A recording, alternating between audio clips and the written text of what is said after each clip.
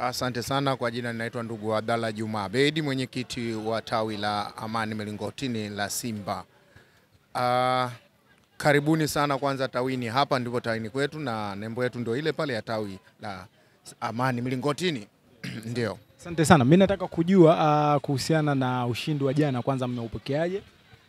Ushindi wa jana tumepokea kwa mikono miwili na ni surprise mzuri sana, kwa sababu hali halisi ya Simba kwa msimu huu ilikuwa inajulikana kwa watu wote kama ilikuwa inajengwa timu. Lakini tukiwa miongoni mwa kujenga timu, bado tuna surprise ya kuvaa medali ya CAF. Kwa kweli tumefurahi sana. Yeah. Mimi nataka nijue ile momenti wakati wa dakika za 90 siku ya jana, hali ilikuwaje kwa mashabiki wa Simba Sports Club hapa tani kwenu? Kwa kweli hapa watu walikuwa wanaomba kabisa dakika imalize, kwa sababu masandawana wale Afrika Kusini walijitahidi kupushi sana. Lakini kongole kwa kocha Fadri, kwa sababu Fadri alichokifanya ni kuua striker zote na winga, kuongeza mabeki ili kusudi hata kama mipira watakuja kushambulia iishie kwa mabeki. Lakini kwa ukweli watu walikuwa katika roho ya juu kabisa wakiomba mpira uishe ili wapate kushangilia.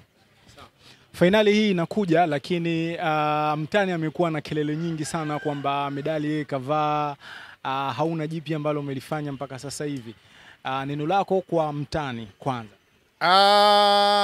Kwanza hii kauli watani wanazungumza kwa kujiziba data tu. Ukweli usopingika, Tanzania kwenye masuala ya mechi za kimataifa Simba ni giant. Na ndio klabu ya kwanza iliyochukua makombe ya nje ya nchi hii kuleta Tanzania.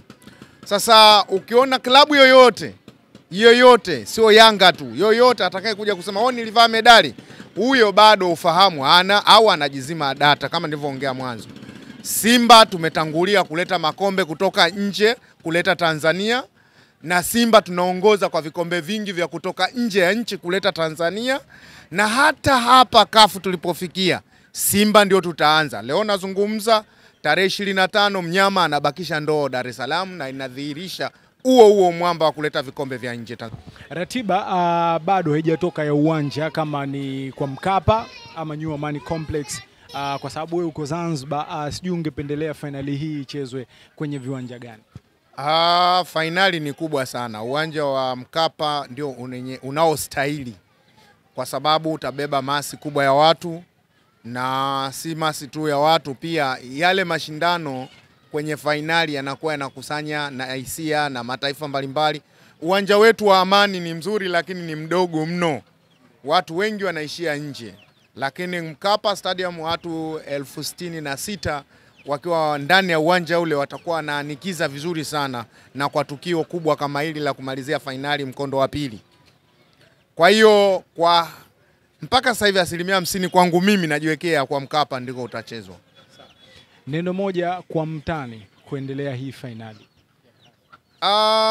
Nipende tu kuwajulisha kwamba watani zangu, kuna mambo mengine kwa vijana wa sasa hivi nitawasamehe, lakini watu wazima wanajua inapofika masuala ya kimataifa Simba sio wa kuzungumza nao wao.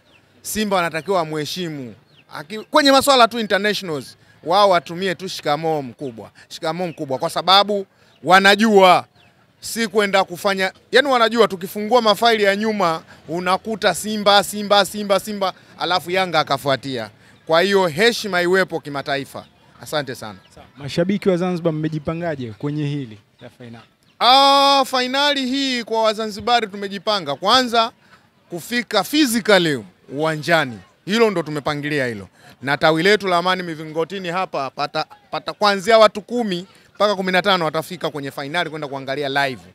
Ukiachilia mbali na masuala ya maandalizi mbalimbali yatakayokuwepo kwenye maskani yetu, tutaitangaza baadaye, na mimi kama mwenyekiti na ndio kiongozi nitatangaza nini kitafanyika hapa. Lakini kuna jambo kubwa zaidi ya kwenda uwanjani pia litafanyika hapa insha Allah.